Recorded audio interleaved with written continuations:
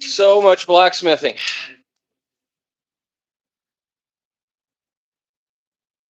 I'm so burnt out.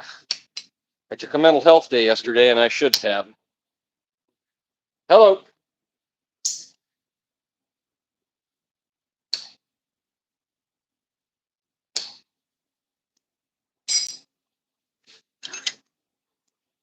These tiny little shoes.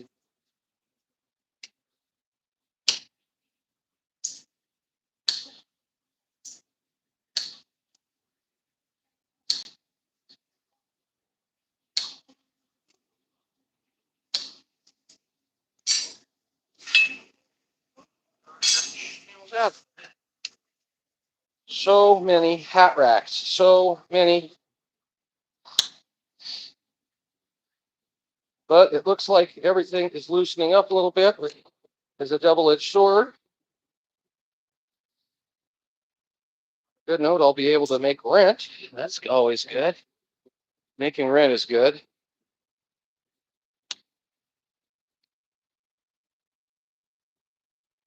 Being able to feed myself, that's good.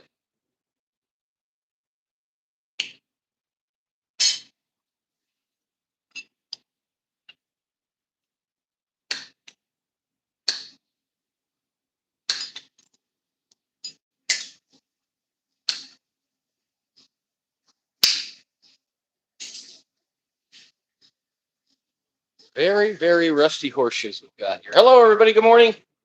This live stream is brought to you by Cody Ironworks.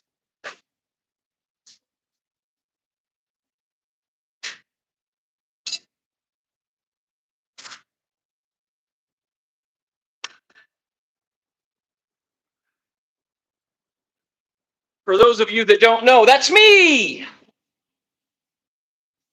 I am the Cody Ironworks.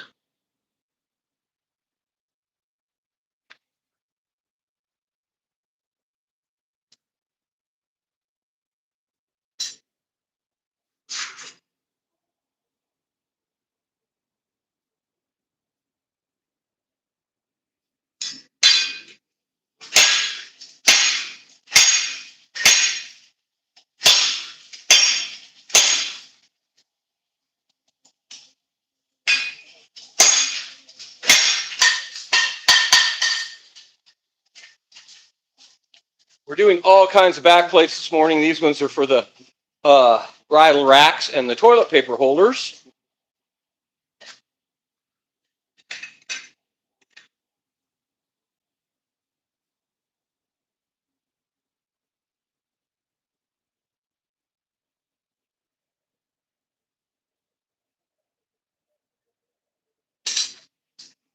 But the forge is a little slow in heating up this morning.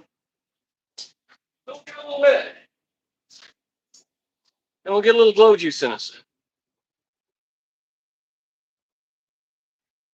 Morning, everybody. So much forging going on in here now. Oh, but on a good note, it's warm enough. I've got the door open. I can actually see outside a little bit. I don't feel like a troll.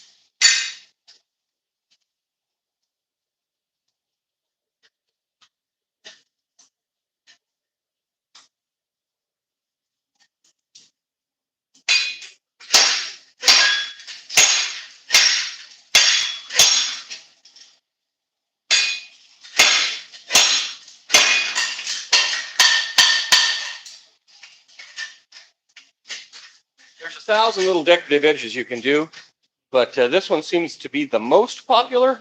And so I've kind of eliminated all the others, and I just do this one unless I'm doing something kind of special.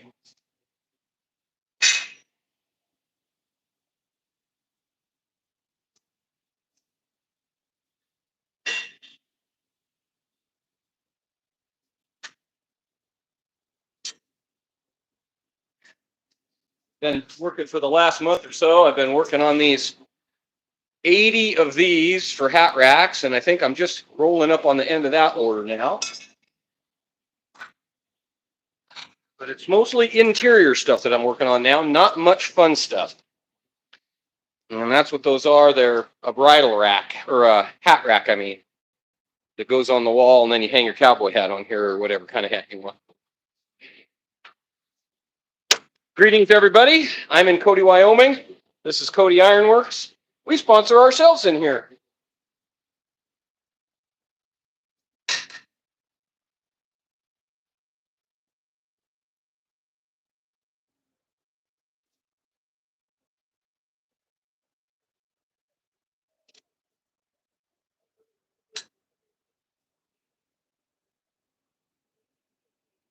Thanks for the likes. I appreciate it.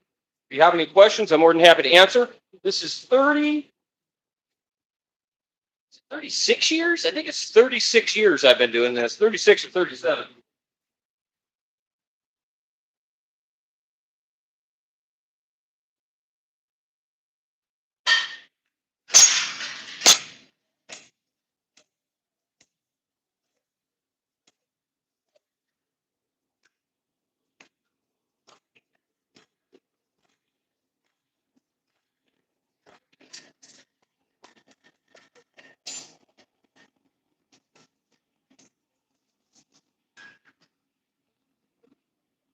I do two different styles of back plates. Thank you very much. This is for a different kind of hat racks. Doing hat rack components now. So a lot of what I'm doing is not like a traditional blacksmith where you're doing one thing at a time. I'm doing lots and lots. Thank you. They call that a treadle hammer.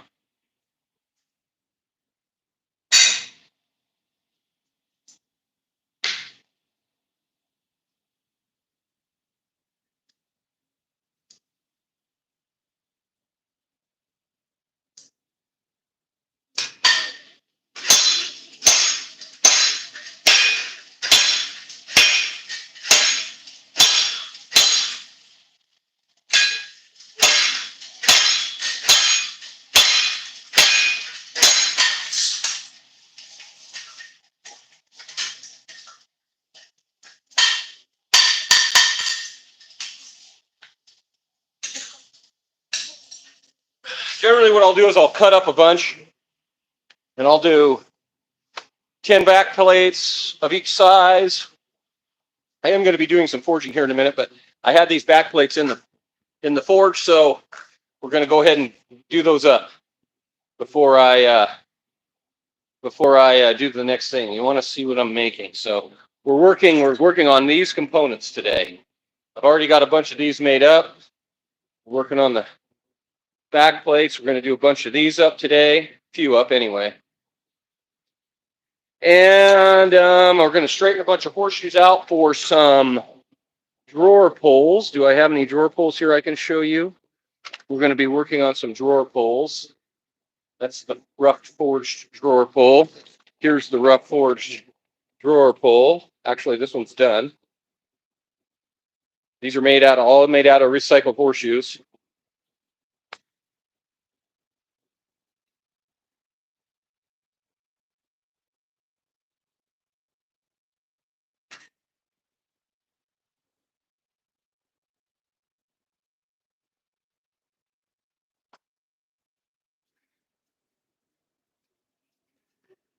I also do knives and axes and all kinds of stuff, but kind of divide it up into chapters or else I don't get anything done.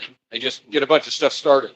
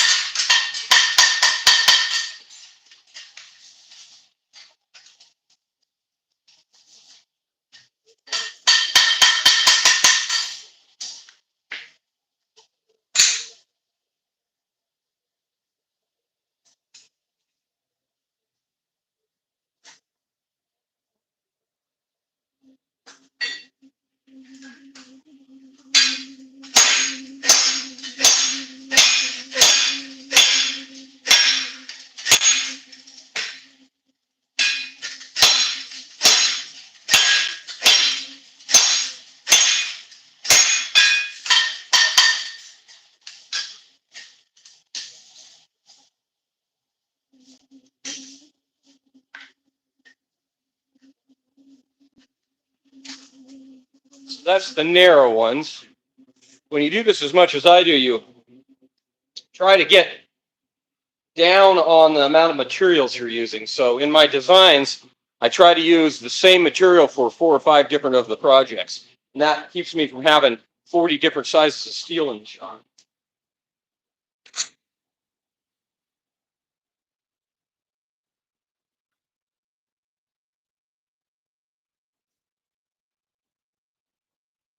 When you're a little one-guy shop like me, you kind of got to watch that. You get a lot of money tied up in material.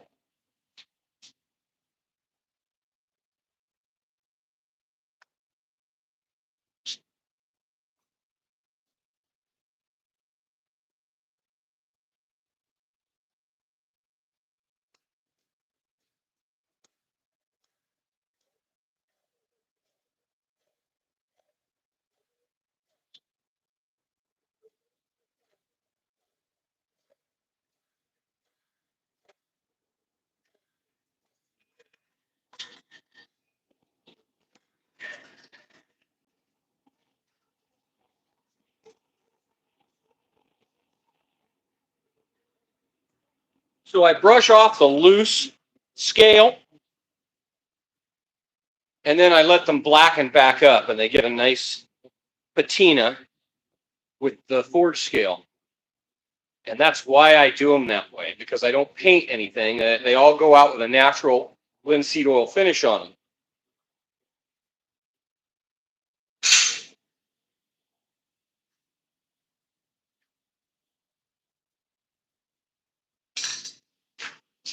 And the scale itself is a protectant against rust. That little carbon coating, when they come out of the forge, it protects them a lot. But then the linseed oil that I put on them is the little final coat. When they get all done, they'll look like this. They have a little shiny look. Pretty durable. Pretty durable.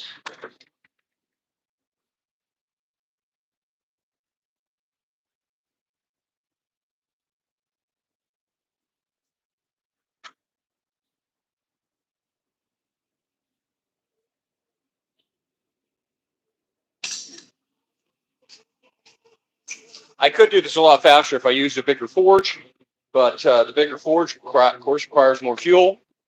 I'm not getting paid by the hour, so if it takes an extra 2 or 3 minutes to heat everything up, it's not that big of a deal. If I was shoeing horses or something like that, where I was trying to get as many in as I could in a short amount of time, I'd be using a bigger forge. And I have a bigger forge. It's sitting right there. There's this big 3-burner forge that I've got.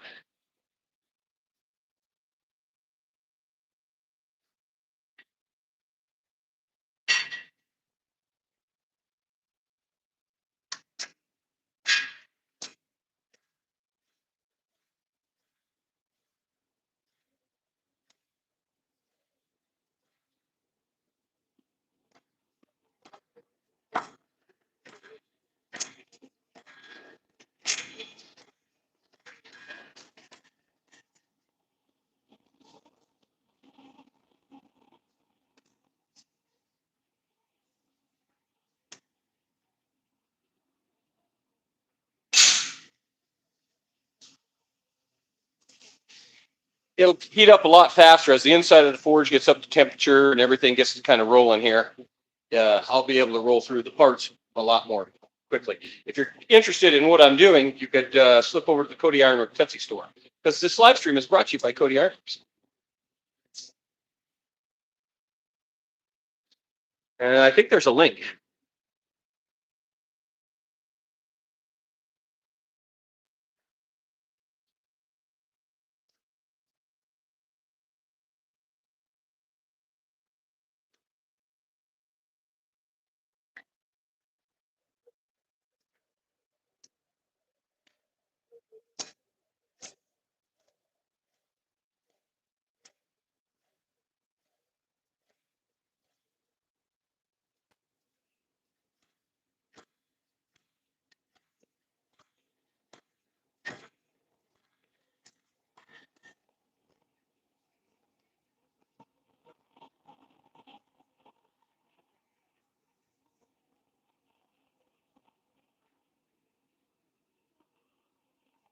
you can see that if you get the heat right, they almost turn blue.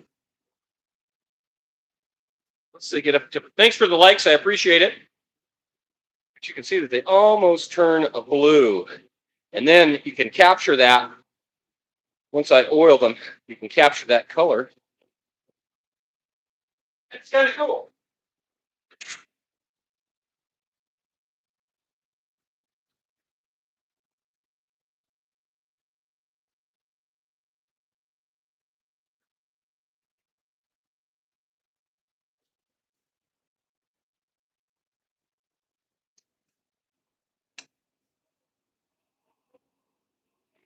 Everyone's a little different. None of them turn out exactly the same because I freehand all of the components, and so you're going to get a little bit of variation in every one, which is kind of how handmade stuff is.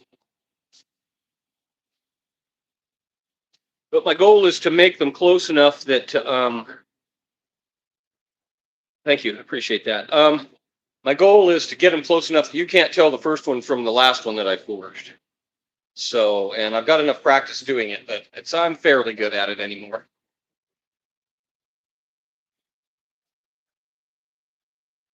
Going to get a little variation. Just do, especially when you're using used horseshoes, you're going to get a little variation due to the size and the wear on the horseshoes. Thanks for the likes. I appreciate it, everybody.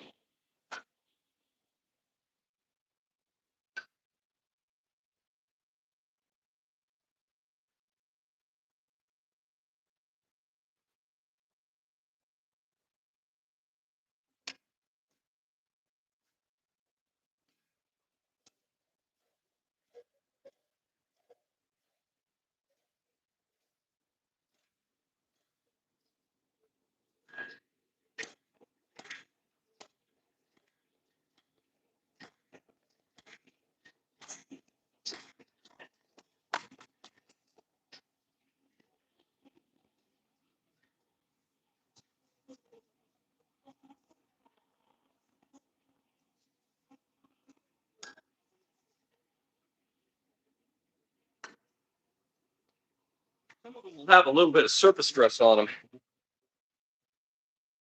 Well, I believe me, it's not. It is not a cheap shop to have.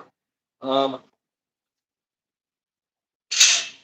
monthly bills, keeping the shop heated and the city bill and electric and everything, just to keep the shop going is about.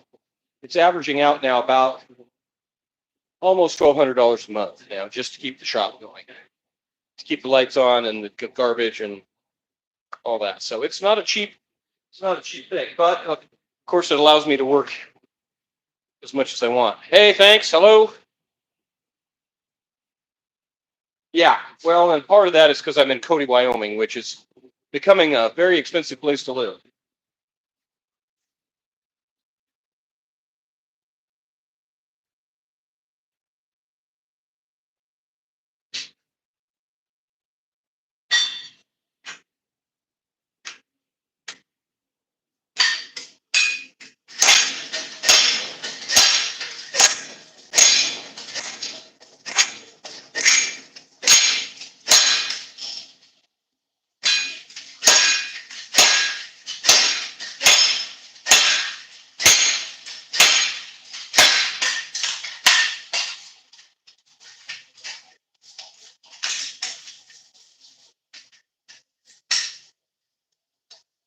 Okay. Quench these tongs off because once you do that, they get fairly hot. And I'm going to put them back in the rack, and I don't want to take the chance of reaching down and grabbing them while they're hot. So push them off. Back in there.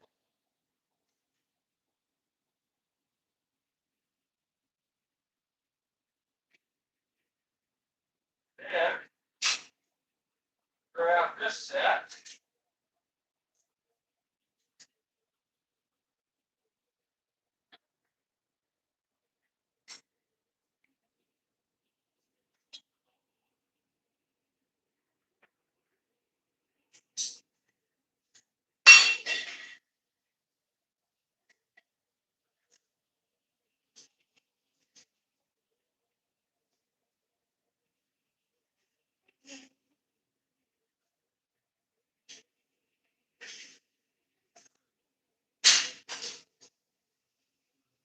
stack in a few horseshoes. It'll take a few minutes for those to heat up. So now's the chance for questions. Do I do blacksmithing as a side hustle, side hobby? And I'm trying my best to get more info. Well, you can, as far as I'm concerned, the two best channels for working blacksmiths that are actually doing blacksmithing work in the United States is Black Bear Forge, John. He's really good. And then I've got thousands of videos out. I've been producing videos for 12 or 13 years. So I was on YouTube when YouTube was new. So, and of course, the quality of the old videos isn't very good because it is what it is, right? But as a side hustle, blacksmithing can be pretty good if you've got the energy for it. And you can get into it relatively cheaply because most of the tools you can make yourself. Most of the tools required to do blacksmithing, other than, and you don't really even need an anvil to get started. Yeah. And I've yet to meet him. I would love to go down there one of these days. If I ever get a chance to take a vacation, I'm going to go down there. I'm going to go see him. And he's definitely aware of me because he follows me on all the TikTok and everything. So, yeah. But his video production is 10 times better than mine because I'm making a living at it. I think John, he's kind of a retired guy, and he does. It's more about video production for him, and for me, it's more about doing the stuff. So, but I think he's about the best on YouTube anymore, as far as doing real blacksmithing work.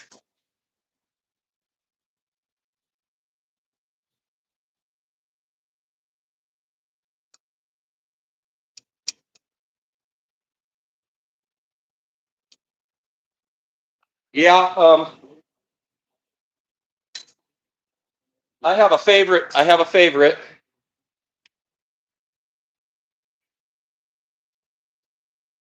These are just a house brand of.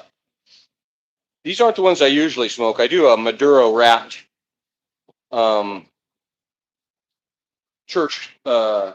Churchill. But these are they call them a Quorum Shade, but this isn't what I usually smoke.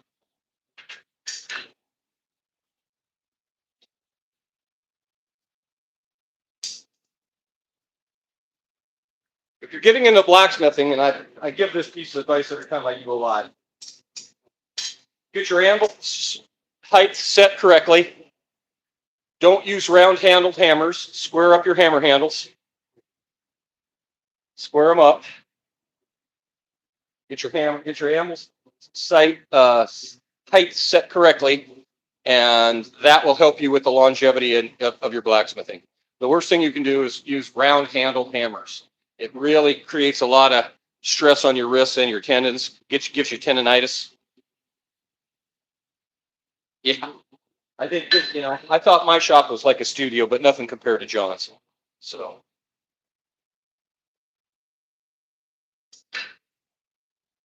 and then as you get knowledge, you get better at building tongs and all of that stuff.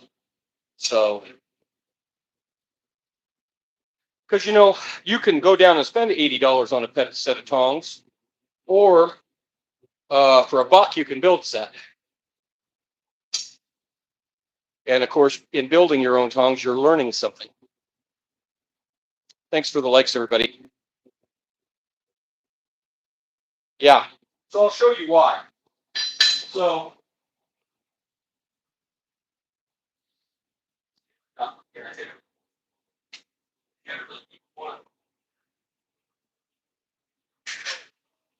so when you have a round hammer handle that's round, like when they come out of the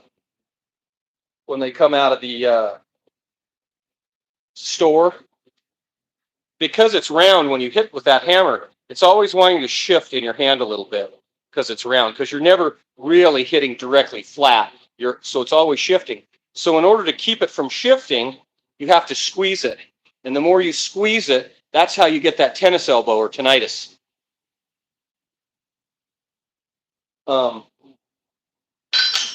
But But if you square up your handle, rectangle it up, when you lay it in your hand, the flat will lay against the palm of your hand, and you don't have to squeeze it so hard. Now, I come from a farrier background, and most farriers use big, long-handled hammers like this, and that's part of the reason I do. But if you're just getting into blacksmithing, you're not really doing farrier work. The ideal length for your hammer handle is that long. You should be able to put that in your hand and fold that up, and that hammer should nestle in here. And I do have a few of those. Here, like that's the length you want. But I just got used to using the long-handled one, and so that's what I use. But square up your handle hammers, your hammer handles. That will save you. Thanks for the likes. I appreciate it.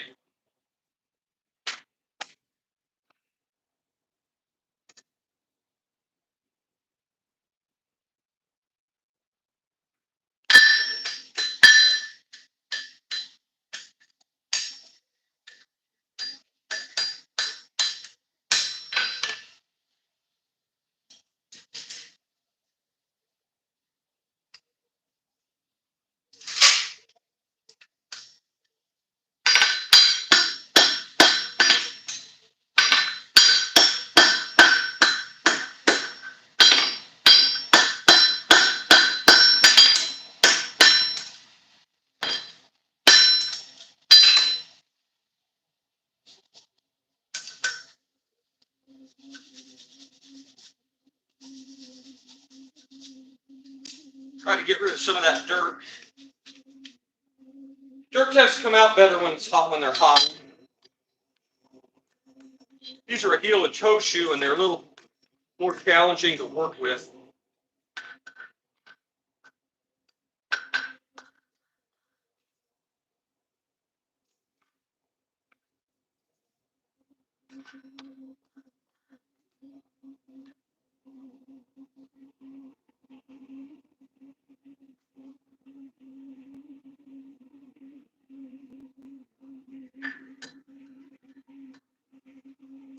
Knocking out the old nails. And then see they're in a funny shape, so I'm going to reshape them, try to get them all back to factory setting. Or something close.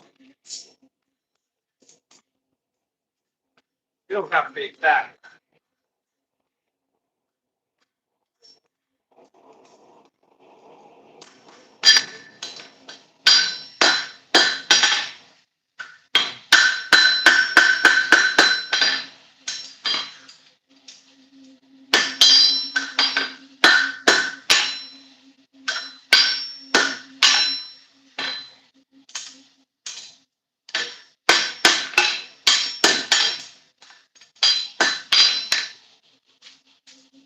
And that takes a lot of practice. You got to shape a lot of shoes. Yeah, don't try to. I don't recommend, especially for beginners, to swing anything bigger than about a 3-pound hammer. You gotta get a lot of muscle up to swing that. Hello.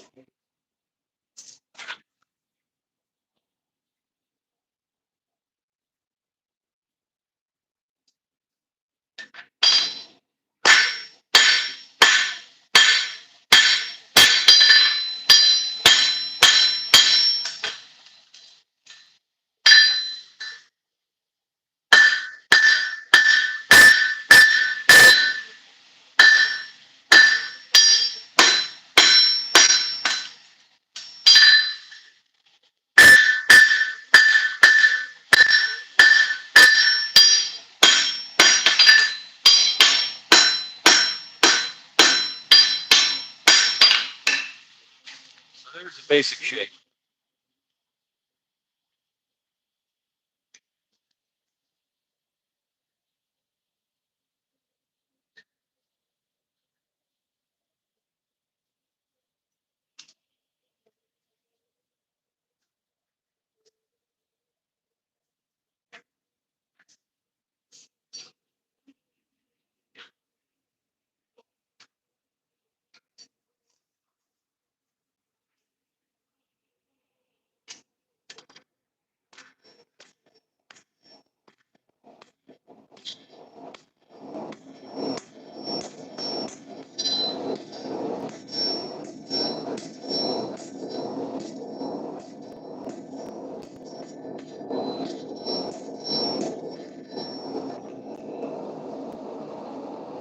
Well, it's warming up. I'm gonna have to turn a fan on here.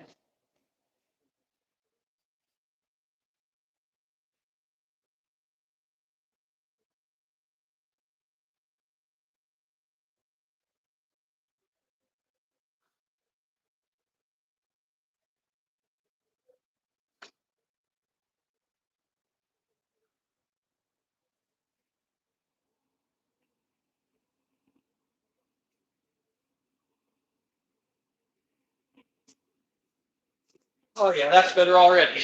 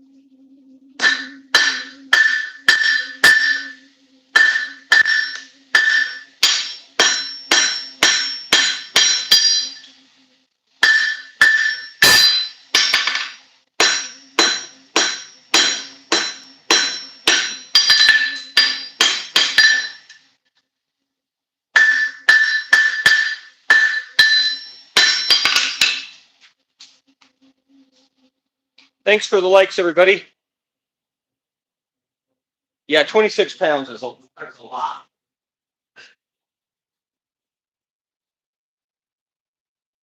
I think this is a 16.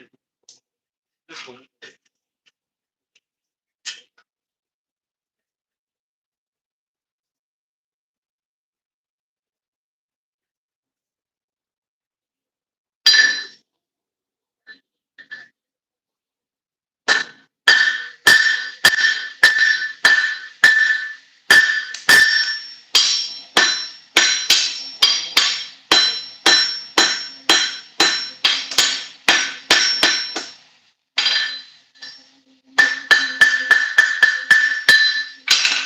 So this hammer has a round face on it and a flat face, and I'm using both of those faces on that hammer for doing different stuff. And I use both of them to do that little trick.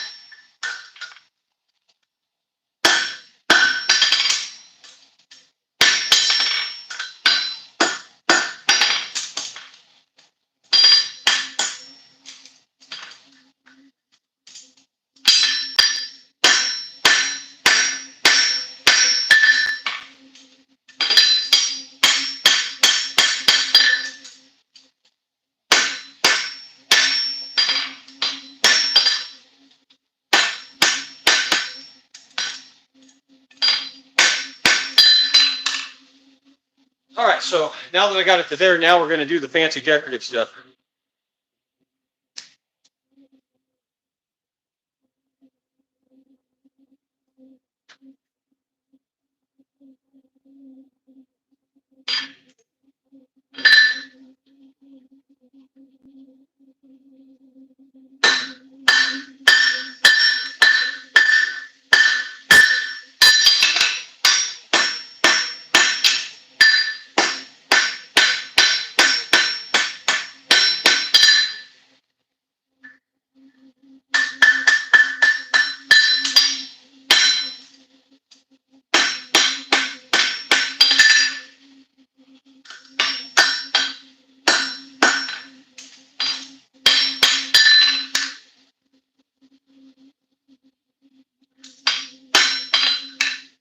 All right. I got one. A little straighter than the other. But it doesn't really matter too much as long as they're kind of close.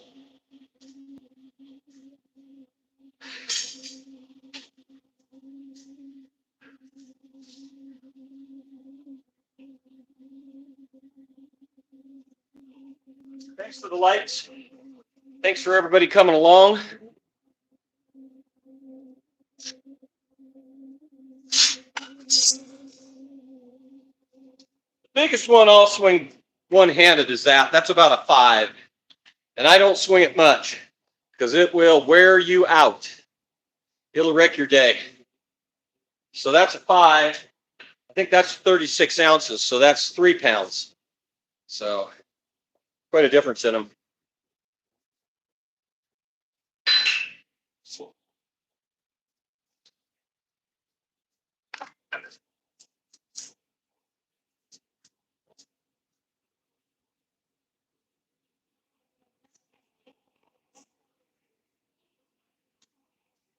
So here's the specialty tools for under the treadle.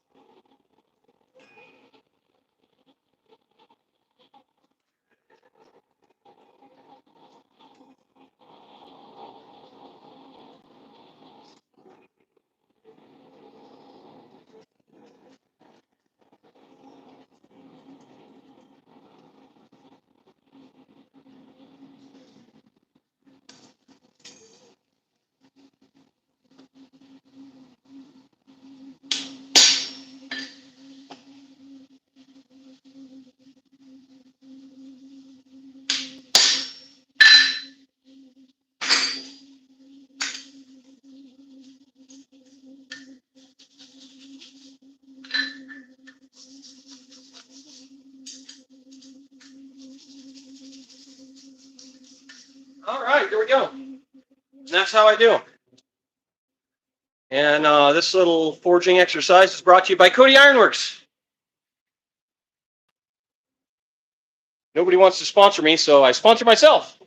I'm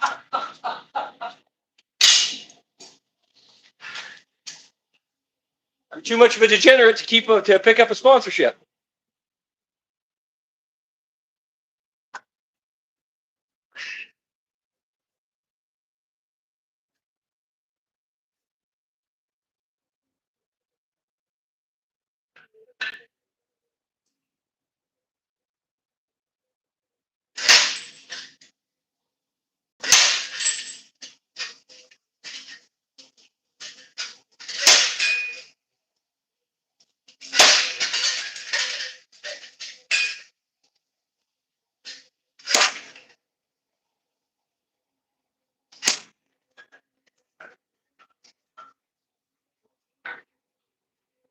All right, that's good and hot. And now I sit down my chips someplace.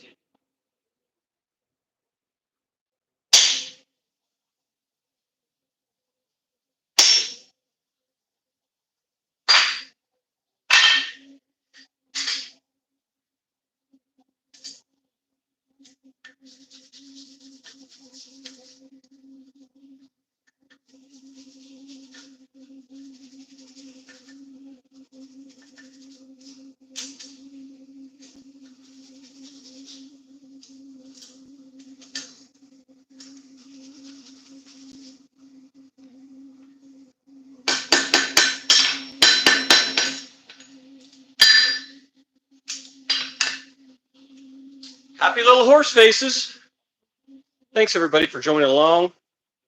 Thanks for the likes. I appreciate it.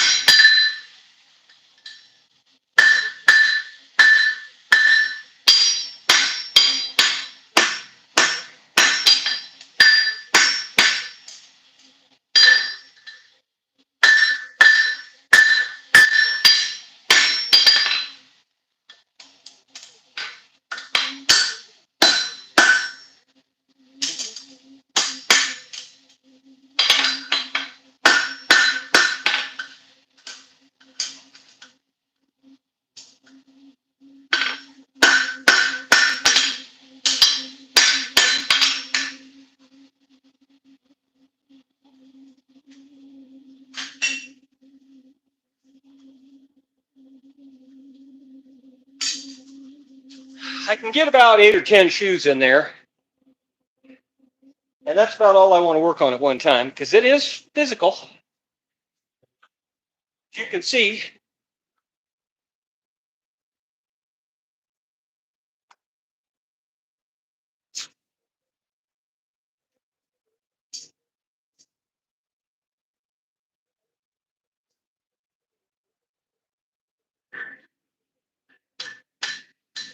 more nails.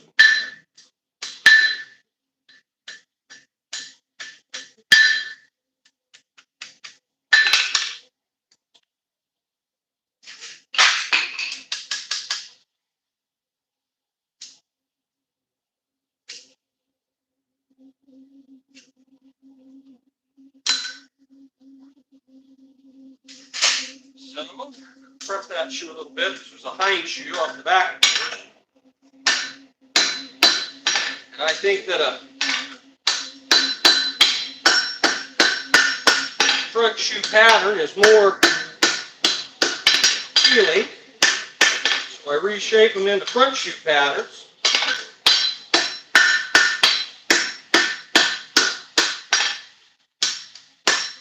Like that.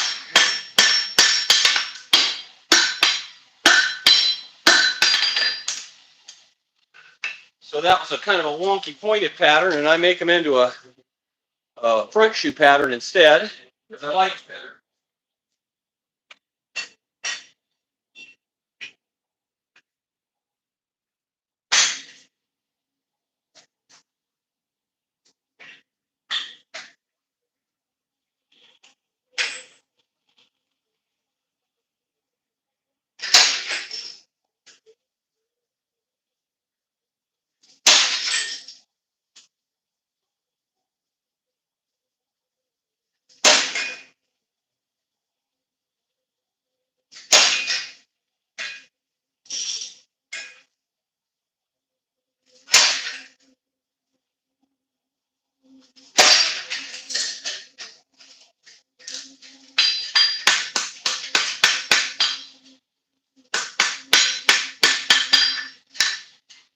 All right, so that shoe wasn't quite as hot, and so I'll have to put it back in the forge and reheat it before I do the eyes, because I don't want to screw up my eye.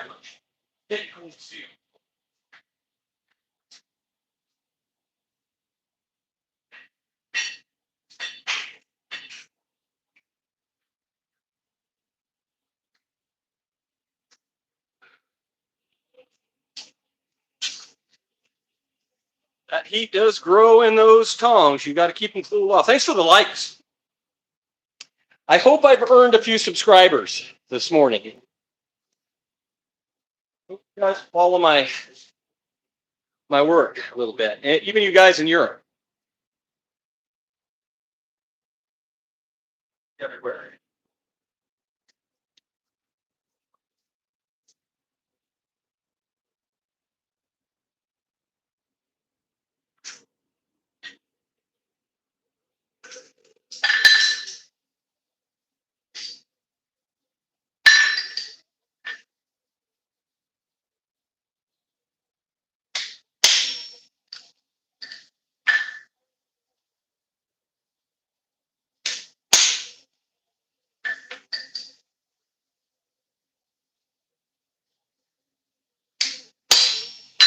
Take the chance of double striking that, we'll end up with a ghost.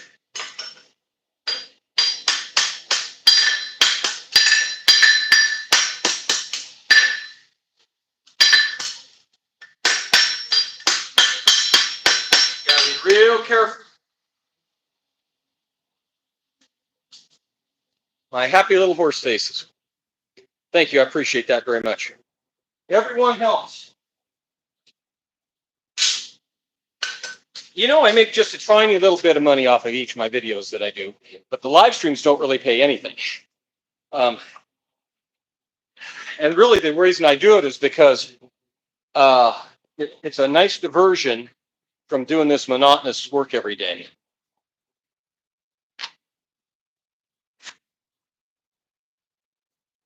And maybe I can gain a few subscribers while I'm at it.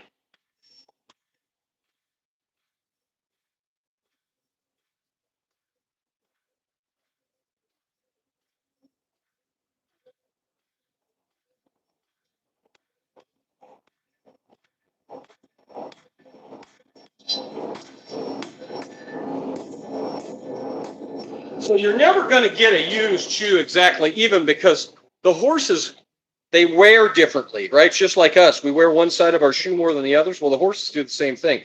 So you get more material from one heel to the other.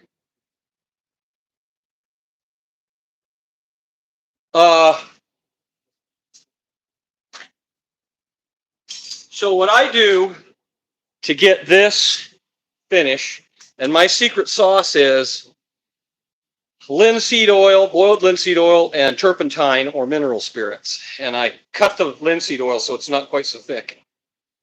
And then what I'll do is I have a oven over here, just a regular, it's actually a toaster oven.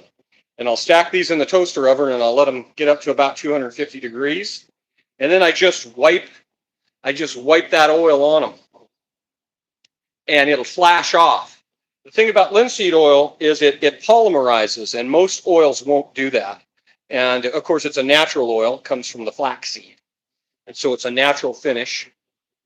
And yeah, I just wipe it on. I've got a little sprayer that I use, and I spray them, and then I just wipe it back, and that you get that nice finish like that. It's fairly durable. I've got some that have been hanging in the shop for 6 years, and they look, if you knock the dust off them, they look exactly like they do when they're new. So you don't want to soak them. And you want to be a little careful when you do that, because when you flash that off, when you do that hot, that oil cooks and all the fluid will come off of it. So you want to kind of do that someplace where you got a good ventilation. I don't think it'll kill you, but it's probably not good for you.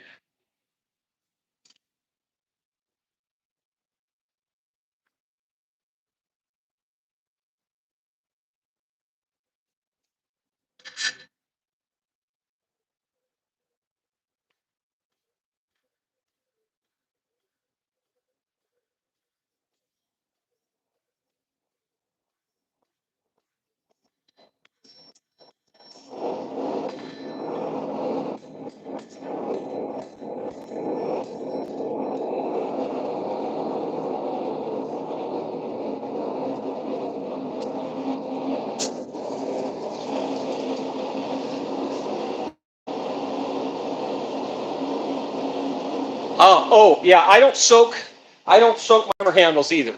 So I use the same thing. I use a thin down linseed oil. And here's what you do. Here's the old wives' tale when you put a new handle on. Now, of course, you want to scrape that polyurethane. Most handles in America, they come with a polyurethane kind of coating over them. And you need to scrape that off. The best way I found to do that is I just make myself a scraper.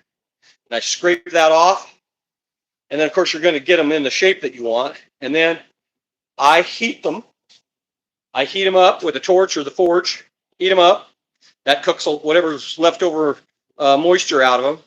And then I linseed oil them once a day for a week, once a week for a month, once a month for a year, and once a year.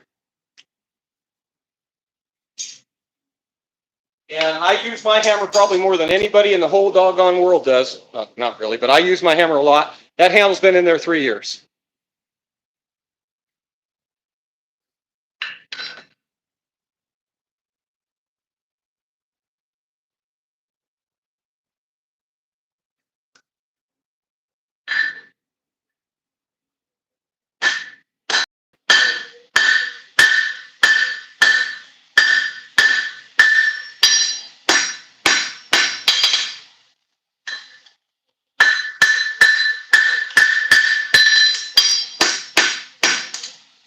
So here's I'm using the round head of the hammer. I'm knocking his cheek down. I'm going to try to make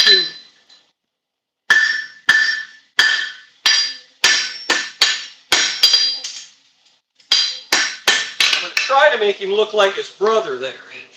Had more material in the one heel than the other, but I got him fairly close.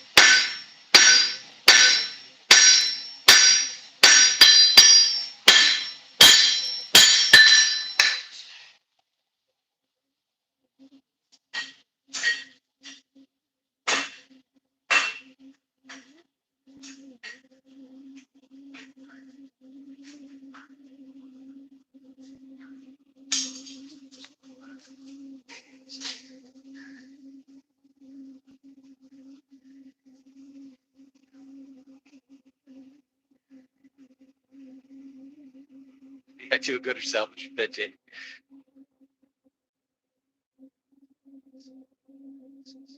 See, I don't like wax because it gets hot and then the wax gets sticky. And I don't like that. Never been I've never been fond of a waxed handle. I know a lot of guys use wax on their, they use like a furniture wax on their steel too. And I've never, if it's something that's you're going to be putting in your mouth or something like that, I'll use beeswax. I'll use food grade beeswax. But if it's just going to be hanging on the wall, I use linseed. I think it doesn't get sticky. Like, out here in the West, Wyoming, you hang that outside or you hang it someplace in your house where it's going to get direct sunlight. We're a mile above sea level here. So if you wax that, the wax will start to kind of melt and it'll get tacky. And then you touch it and you'll get fingerprints from the wax. And then, of course, the dust lays on it when it's like that. And then you get the dust in the wax. So I rather have something that completely dries and you can just wipe off. So that's why I use linseed. But hey, they've used wax. A lot of people use wax, but I don't use wax.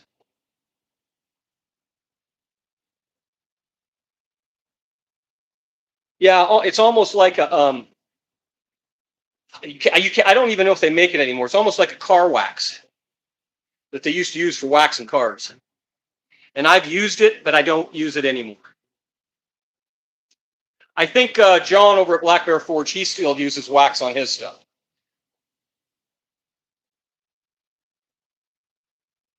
Yeah, I like a linseed because it totally dries, and it'll still cause a bead.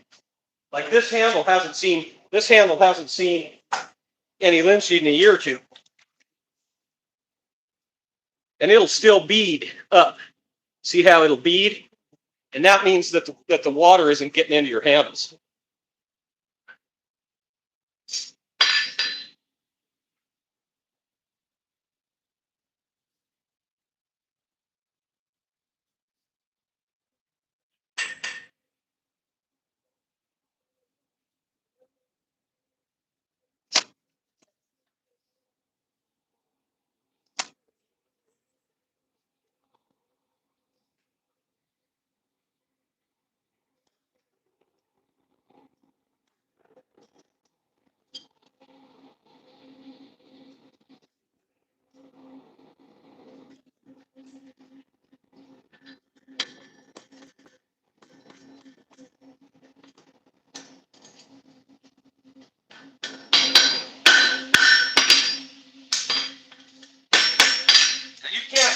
I've still got a little heat in that. So I'm going to go ahead and do the eyes. Got a little heat in.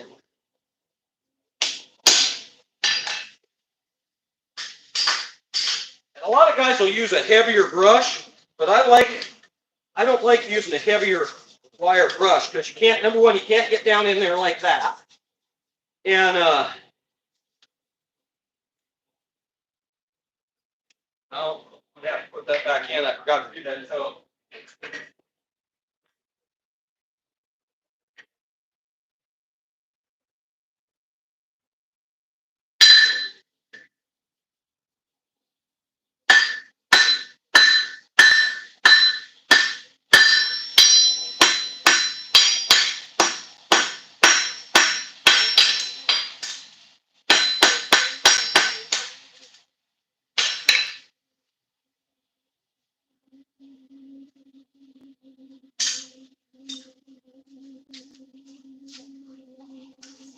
thanks for the likes, everybody. Thanks for coming in.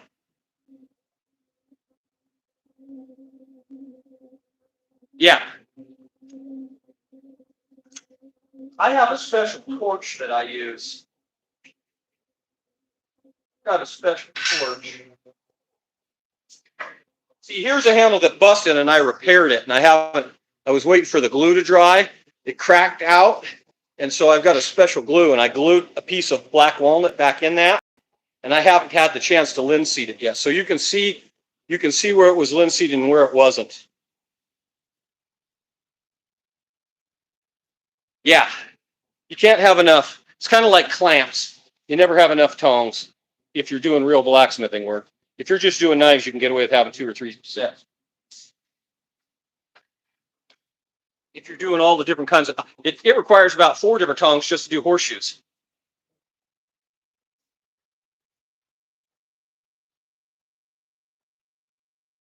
Because every horseshoe is a little different thickness.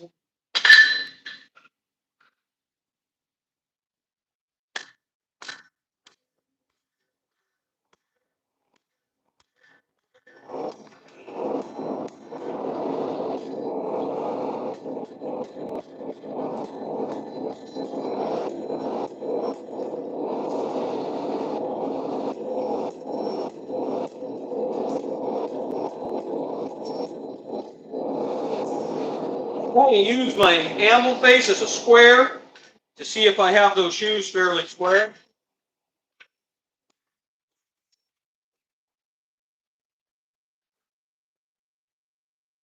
I can mostly tell by eye anymore. I've just shaped so many thousands and thousands of horseshoes.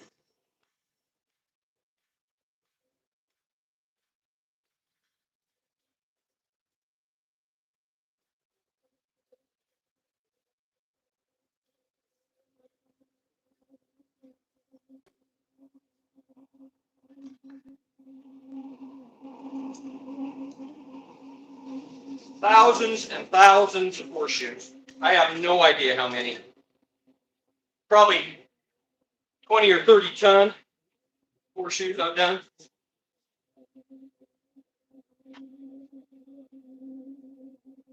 Thank you. Appreciate it.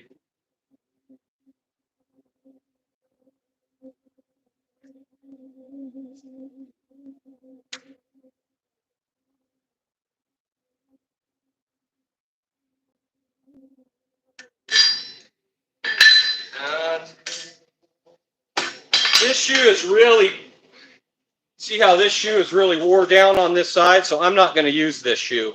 I will do something different with this horseshoe. I'll try to even it up as good as I can, but it's got too much wear for me to do this with.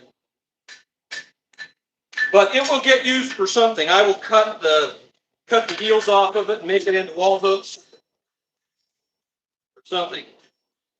But you can see that it is super, super wore down. So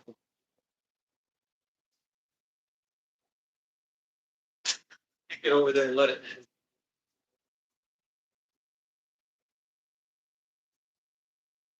Yeah, I do some axes, and I do a few axes and tomahawks. Few, not too many anymore. How do you get the right size? Let's see. Speaking of barrier stuff, I found a local farmer, and he gave me 80 old rasps. That's awesome. Rasps. I do a lot of knives. Those are all rasp knives. They're all made out of rasp. Rasp or file.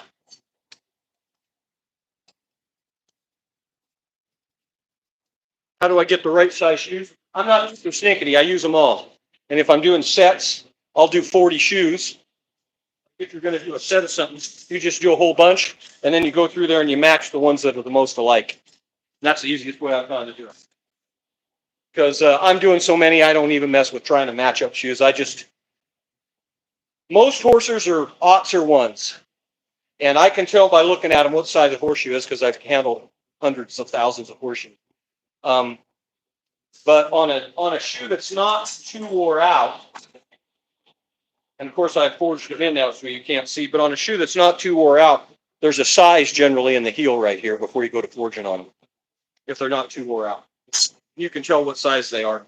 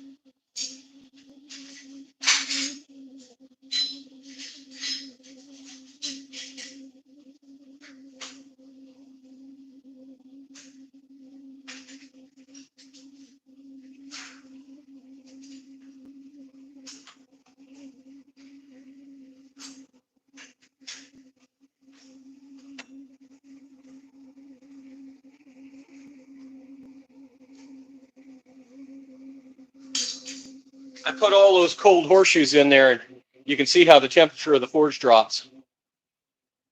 And it drops enough that you can actually see the temperature go down. Because that big old wad of horseshoes like that works as a heat sink, and it sucks the heat out of the horseshoes, or sucks the heat out of the forge. No, I was raised on a ranch out here in North Dakota, and so I've been welding since I was probably 12 years old. But the high school that we went to back then, they don't really teach it anymore, but they used to teach us welding. So I started welding. I did my first artwork and stuff when I was in high school. And then I was apprenticing, my senior year of high school, I was apprenticing with a farrier, with the guy who puts shoes on horses. And then I went to college. There's a local college here, a community college, and I took the farrier course. I took it twice, and then I apprenticed. And so what I would do is I would shoe and train horses in the summer, spring, summer, and fall, and I would blacksmith in the winter. And then when I turned 40, so what's that been, 13 years ago, I quit shoeing horses and I started blacksmithing full time.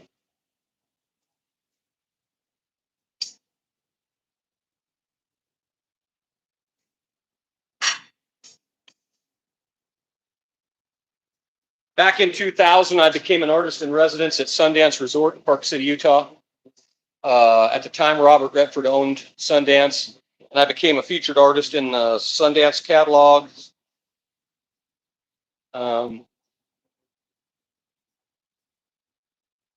Yeah.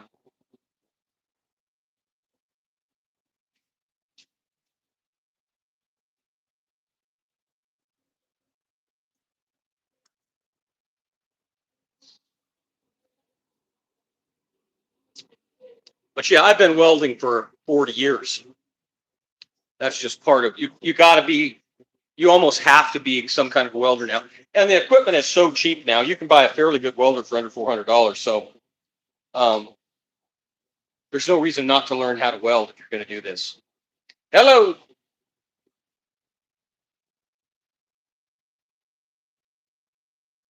It makes building tools, it makes building your own tools and stuff a lot easier. Like I build pretty much every tool in my shop, including the forges. I used to forge hammers. I don't really forge hammers anymore. It's a pain in the butt. I can get it cheap. My time's too valuable. But all my chisels, punches, all my tongs, the power hammers now I build.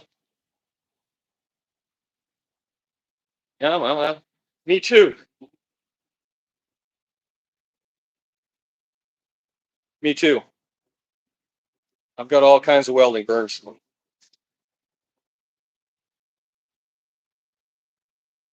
Yeah.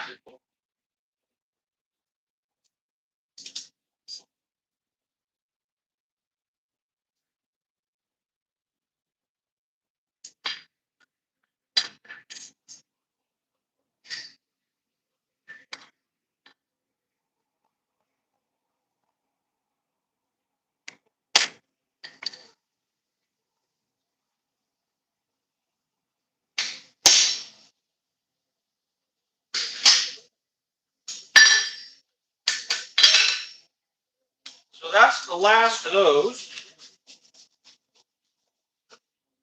Now I'm going to straighten a bunch of horseshoes out for um, holes. So there's the last of the happy little horse faces this morning. Well, I think a lot of places, and no offense to the Netherlands or Europe,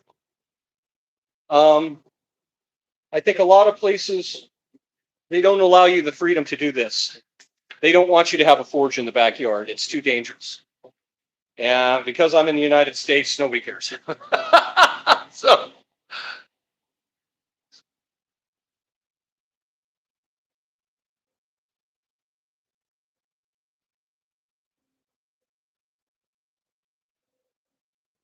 yeah, some of those countries don't want that. It's just a different way of thinking.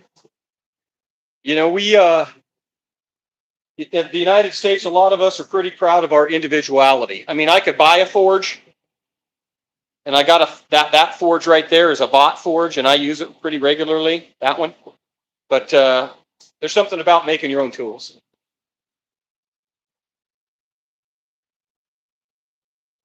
Yeah, well, I don't know about that. I don't know enough people from Europe to know. The ones I've met are in the United States, and so they share, the people who are coming here and spending time here. They share a love of liberty that a lot of people a lot of people in other parts of the world don't.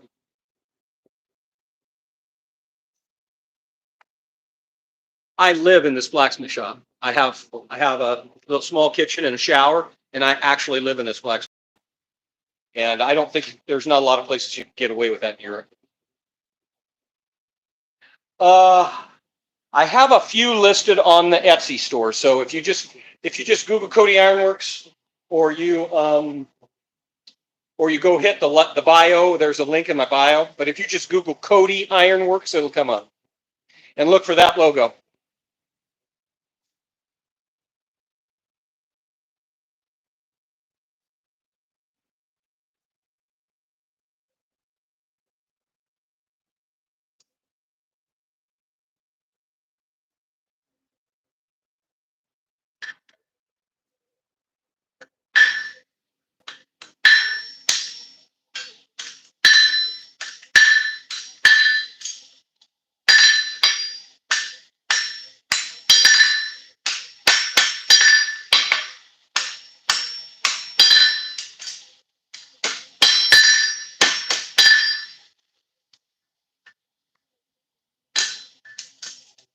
Gotta get it just now my shoes cooled off.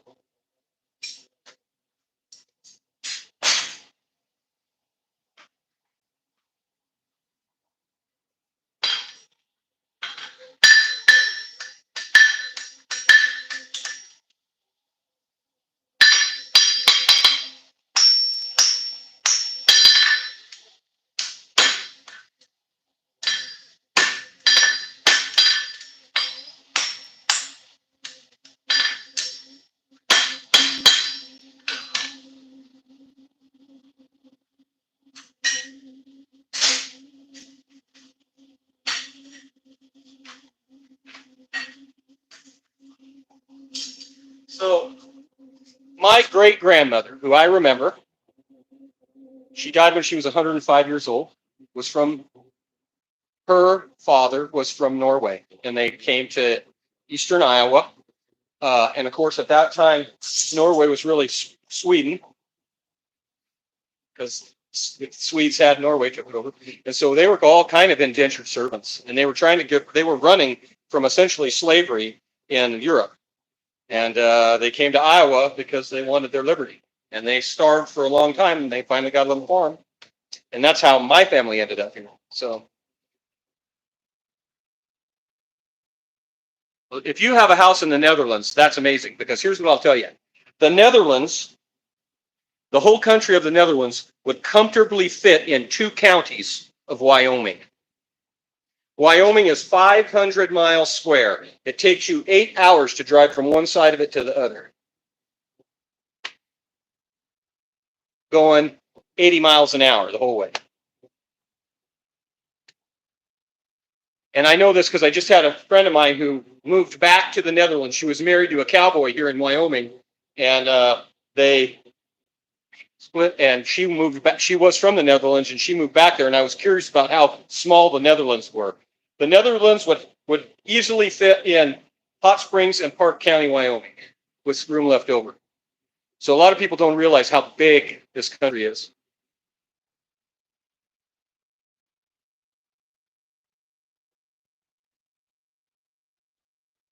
Yeah, it goes back to an older time, right?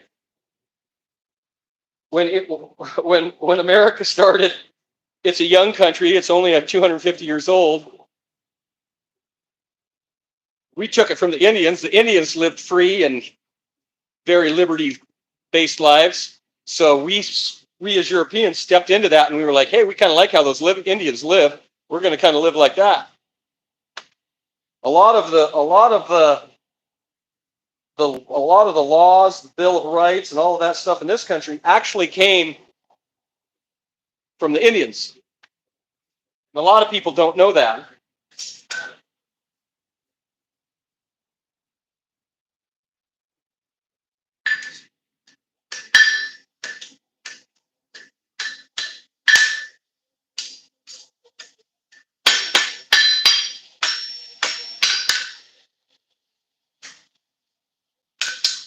If you if you're curious about that, Google a Native American by the name of Seneca. He was a very famous chief on the East Coast, and he influenced a lot of people as far as the governance of the United States.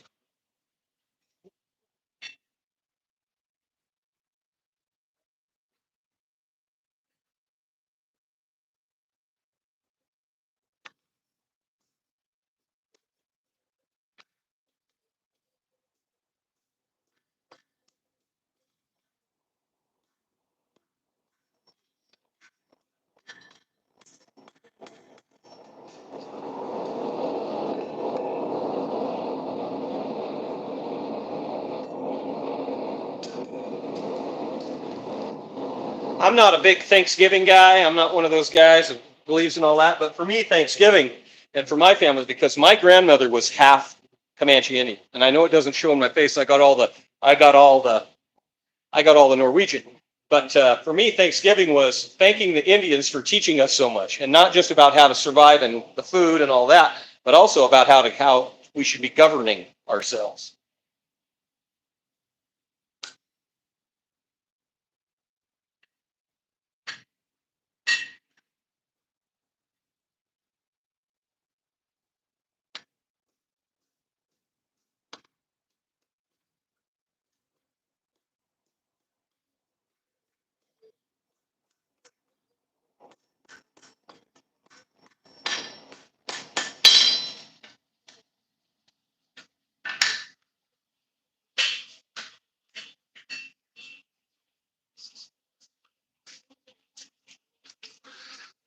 Return to Black Hills Mountains.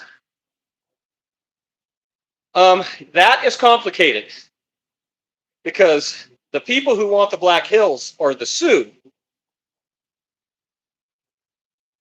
The Sioux and some Cheyenne, they really are fighting hard to get the Black Hills back. But what nobody knows is the Black Hills weren't really Sioux land. The Sioux were actually in eastern Minnesota, Iowa, uh, North Dakota. That's where the Sioux were. Then the settlers came west. The Sioux pushed the Oneidas and the Blackfeet and the Shoshones and the Crows. They pushed them out. And so, how far are you going to go back? How far back are you going to go to give back land? It's very complicated. Very complicated.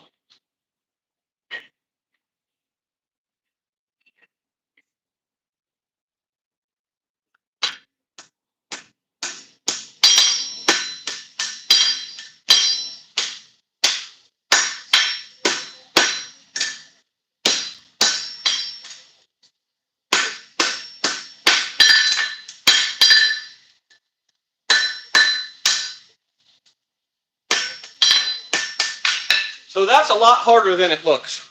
That was one of the first things that I learned how to do.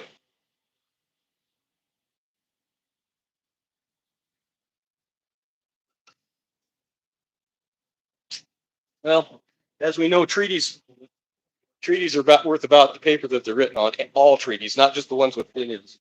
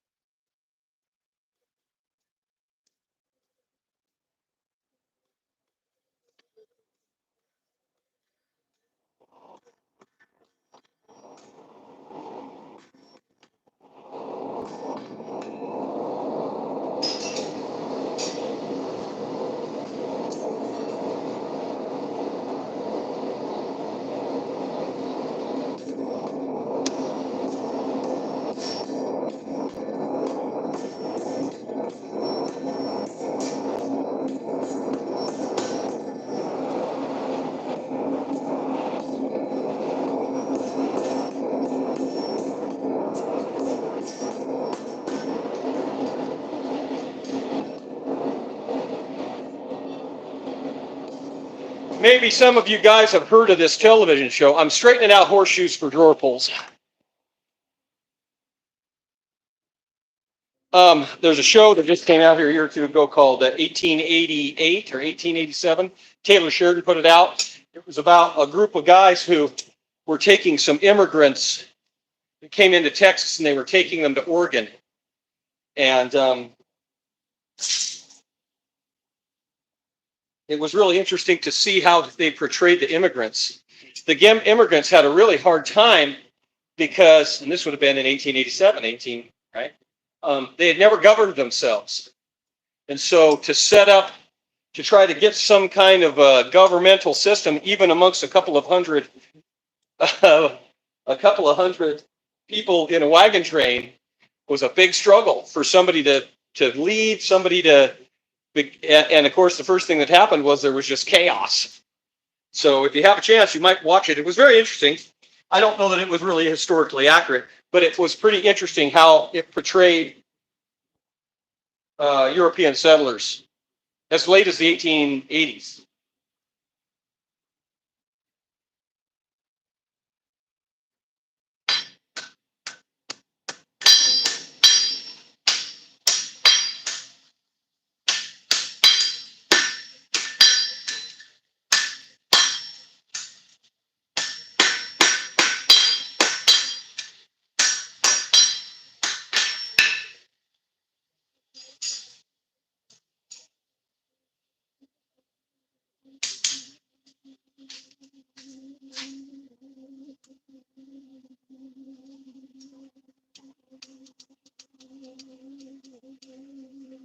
I do make knives out of the horseshoes for the tourists.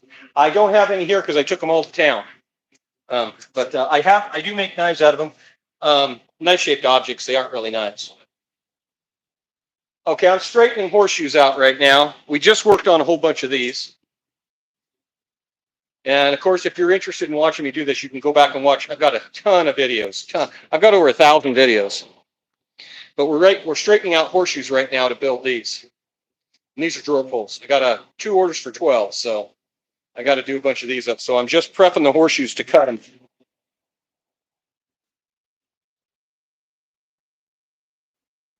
This is one of the first things that I had to do when I went to farrier school.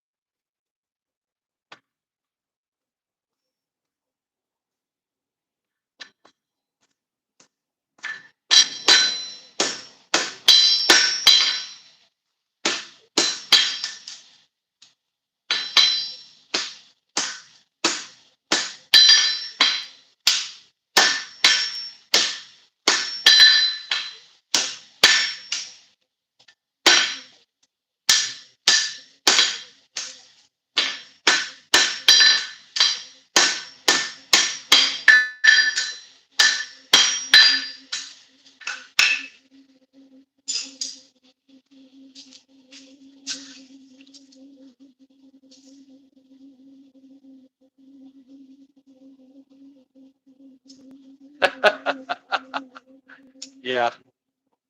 Well, it's all about the. All about.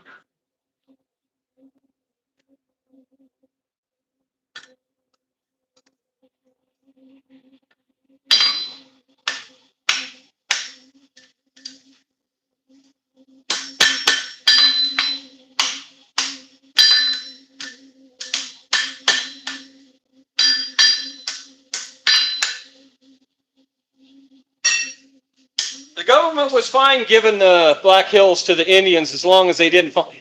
In fact, they liked having the Indians in the Black Hills because the Indians were fighting with each other over the Black Hills, and that kept them out of the government's hair. But then they found gold there, and that changed everything. Once they found gold in the Black Hills, that changed everything. I built this forge. I bought that forge and I built this one.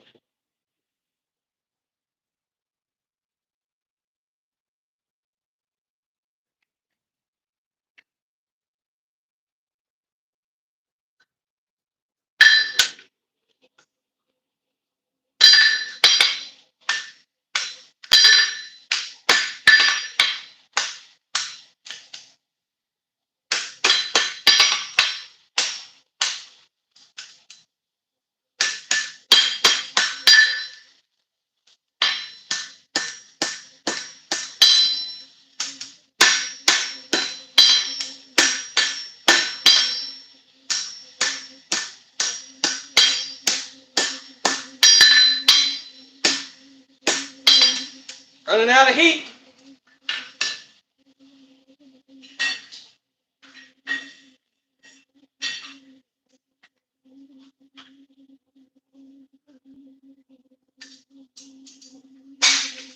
Different tone. The shoe is very thin.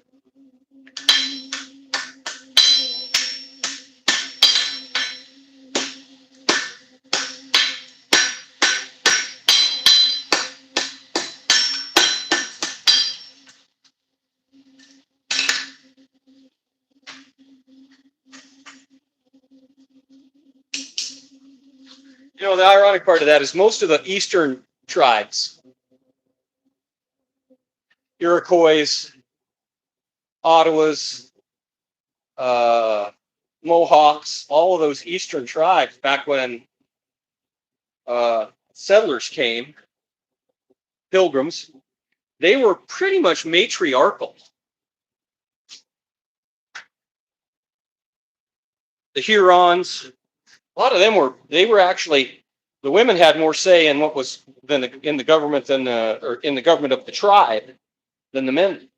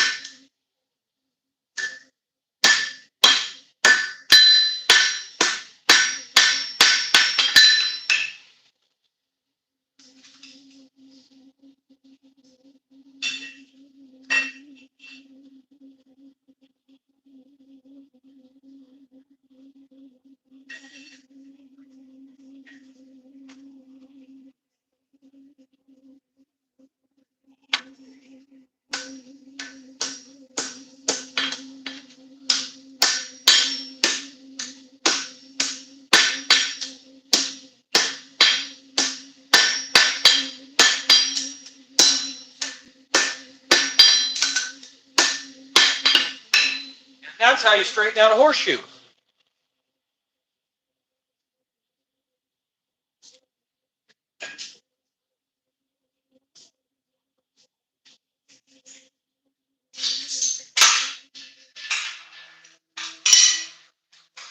If you like the content, please subscribe. Thanks for the likes. Appreciate that. And if you're interested in learning how to build tongs and tools and forges and all that stuff, I've got lots of videos. And a subscription would be very, very, very appreciated. Now I'm going to let that stuff cool off for a few minutes, and then I'm going to weld it. And I might do some videos of that. So, yeah. Questions, comments? Now that everything's kind of quiet, let everything kind of cool off a little bit.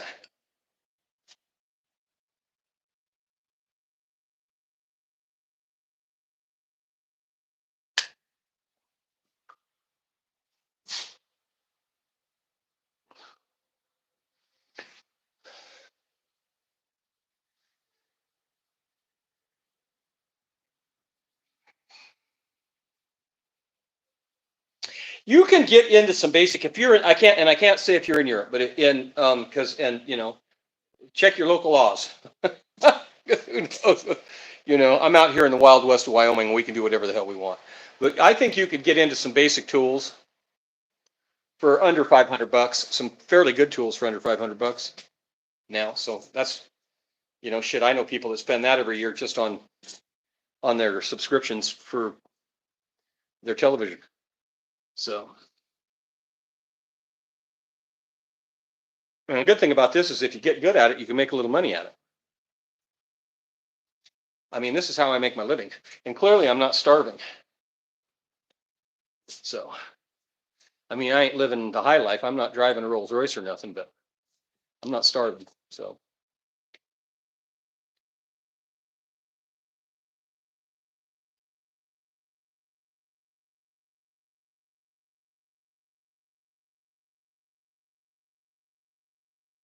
thank you. Well, it's 30. I started doing metal work in probably 1986 or 87 when I was a freshman in high school. And then I started blacksmithing in 1989. So what is it? That's 34, 30, 36 years, something like that. So I should be fairly good at it. And I do so many things. I mean, you guys haven't. I do everything from jewelry to knives to axes. I do.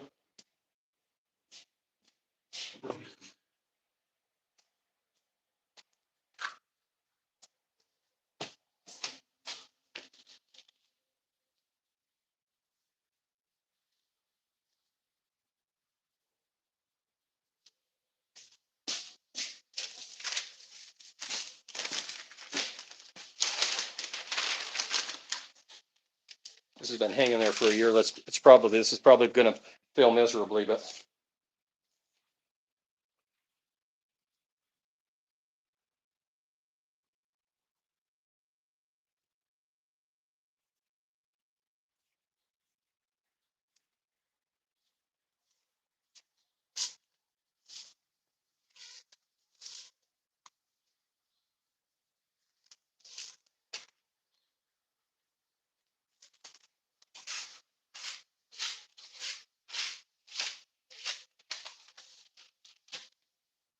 kind of sharp for an axe. It's pretty sharp.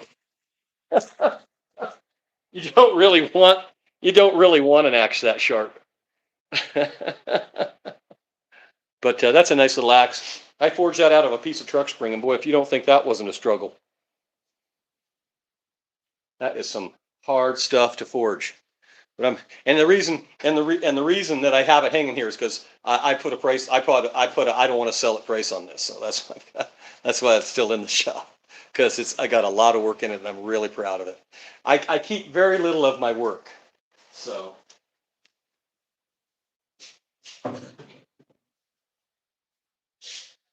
And I guarantee I'll either get hungry or something, and somebody will come along and offer me some money for it. It'll be gone. But I do all kinds of stuff.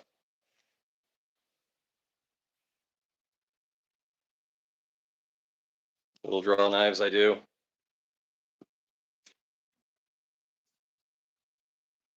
Here's one of my little engraving tools that I've made.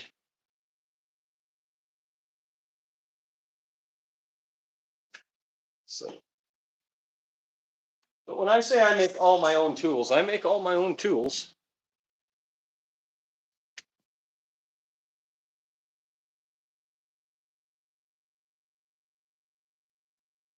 So there's something very good, cathartic for the heart when you build your own tools.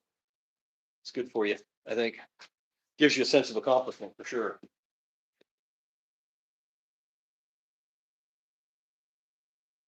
And then when you start doing them and somebody else thinks enough of them that they're willing to pay you some money for them, that's a whole another level of. So I do some weird tools, you guys. I mean, most of you guys will have no idea what these are, I do some really eclectic tools. This is a fence stretching tool for stretching wire or wire fencing. And that's all forged out of one piece of steel, drifted. And you can go back and watch one of my longer form videos. You can watch me make these. I do some pretty eclectic stuff. Handcuffs. But mostly what I do is interior stuff, because it pays.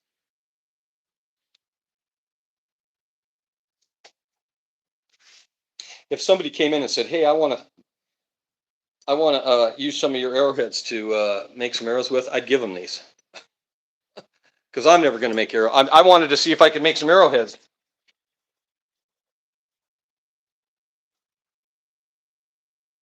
Here's a bottle opener. Little dragon bottle opener. So today's live stream was brought to you by Cody Ironworks. If you like the content, slip over to the Cody Ironworks Etsy store and share some love. And I'm going to let that stuff cool down. I'm going to go get another cup of coffee, let that stuff cool down a little bit, and then I'm going to weld it up. I might come back and do a live. I don't know. We'll see what happens. But thanks, everybody. Thanks for coming in. Thanks for the likes. Thanks for the subscriptions if you gave me one. And we'll catch you on the flip side.